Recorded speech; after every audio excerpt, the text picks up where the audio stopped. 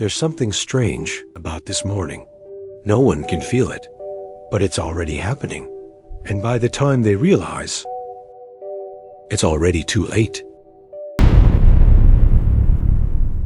September 11th, 2001, New York City. The day did not begin with fear. It did not begin with smoke or sirens or silence. It began with movement. The first rays of a perfect blue sky touching the tops of skyscrapers. The quiet rumble of the subway deep beneath the ground. The smell of coffee and exhaust fumes mixing in the morning air. Streets were filling. Trains were arriving. Doors were opening. A city of millions, moving with purpose, each person inside their own story. Each one unaware that they were all living the last moments of a world that was about to disappear. Inside the Twin Towers, everything was already in motion. They were more than just buildings. They were vertical cities. Elevators were rising, carrying thousands of people toward the sky.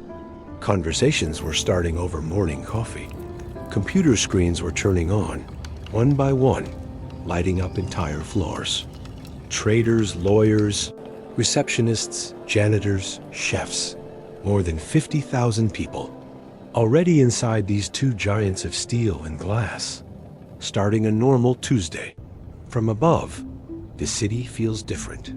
From the top floors of the towers, the world below becomes a map. Distant, organized, predictable. The chaos of the streets disappears, replaced by a silent geometry of lines and shapes. The yellow taxis look like tiny insects. The people are invisible. From that height, everything looks under control. The towers themselves felt like anchors, permanent, uncheckable, a symbol of a world that believed it had mastered its own destiny. And that illusion matters, because what happened next did not start here, in the sky above Manhattan. It started far away, in places that felt just as normal. Boston's Logan Airport, Washington's Dulles, Newark, boarding gates, security checks, routine procedures. A system designed for a different kind of threat. A system built on trust. A system that looked for bombs, not for people who would turn the planes themselves into weapons. The men who would change the world that day walked through security like everyone else. They had tickets, they had IDs. The box cutters they carried were not considered weapons. They were simple tools. They were invisible, hiding in plain sight. And that's what made it possible.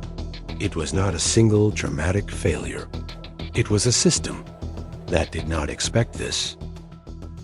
A system whose imagination had failed, not built for it, not prepared for it. The flights were already in the air.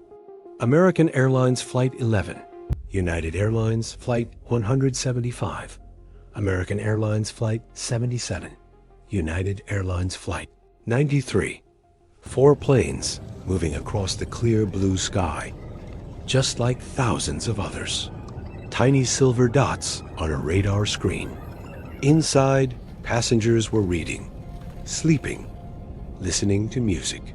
Flight attendants were preparing to serve drinks. A normal flight on a normal day. Until, on each plane, something changed.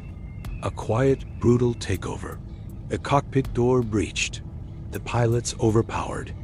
The transponders, which broadcast the plane's location, were turned off.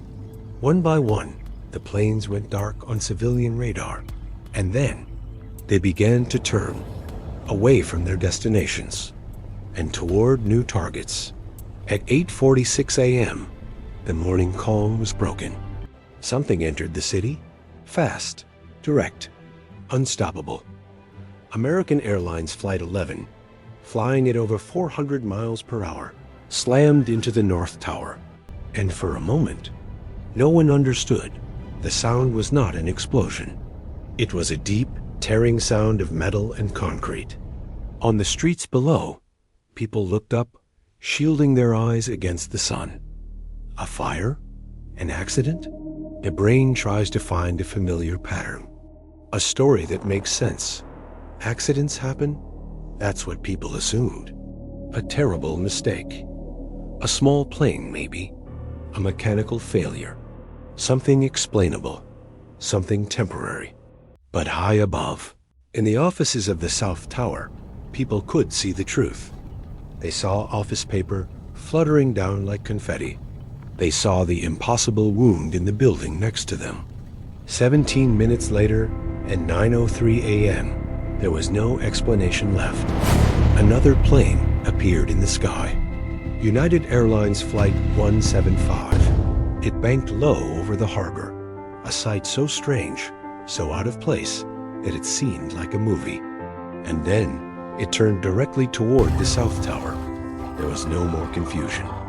Only a horrifying, collective realization. This was intentional. This was an attack. And in that moment, the world changed, not slowly, not gradually, instantly. The 20th century ended, and the 21st century began. Inside the towers, the world had shrunk to a few floors. Information didn't arrive all at once. It came in fragments, phone calls from loved ones, conflicting announcements over the intercom, rumors, uncertainty, silence. People were making life or death decisions without understanding the full picture. Stay or leave, wait for help, or try to find a way down. Go up toward the roof or down through the smoke. Trust the official instructions or trust your own instinct. None of them had enough time. The fire spread, fed by thousands of gallons of jet fuel. Systems failed, lights went out. The stairwells became dark, crowded passages of descent. And with every passing minute, options became fewer. And as thousands were trying to get out, hundreds were deliberately going in. Emergency crews moved toward the danger, against the flow of humanity. While thousands moved down, they moved up, climbing stairs, weighed down by heavy gear, into a place no one had ever trained for. Each step upward was an act of courage. Each one a step into the unknown. They were walking into a structure that was slowly, silently dying. And the attack wasn't over. Far away, at 9:37 a.m., the symbol of America's military power was hit. American Airlines Flight 77 crashed into the Pentagon in Washington, D.C. A section of the massive building collapsed into flames. The war had come home, and there was still one more plane. United Flight 93. The hijackers were delayed in their takeover. This gave the people on board something the others didn't have: information. Through phone calls to their families, they learned what had happened in New York and Washington. They understood they were not just on a hijacked plane. They were on a guided missile, and it was aimed at another target, likely the U.S. Capitol. They made a choice. They voted. And then they fought back.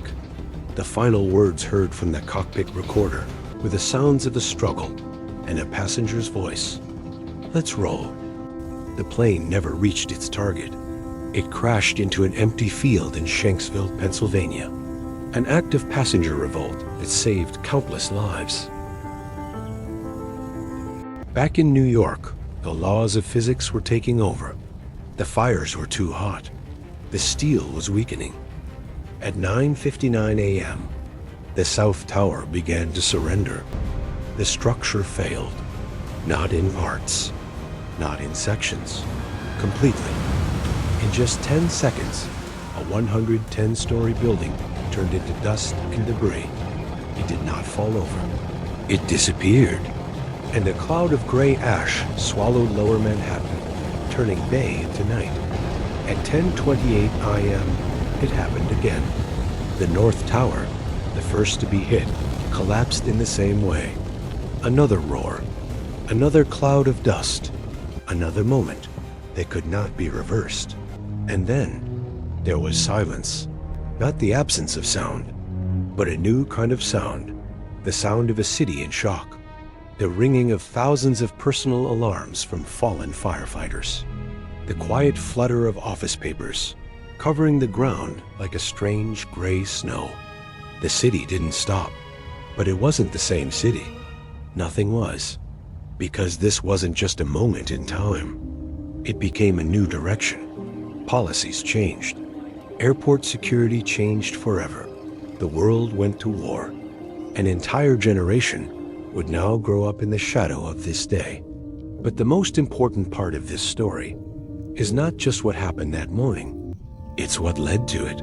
Years of quiet signals, warnings from intelligence agencies, patterns of activity, small pieces of a puzzle that were never put together.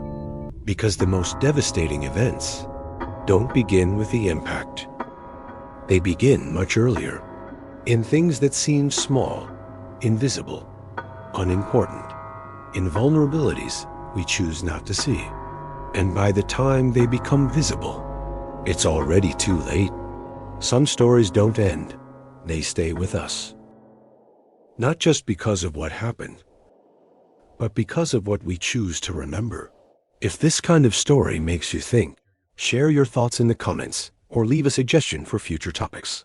And subscribe to Reimagined Facts. See you in the next video.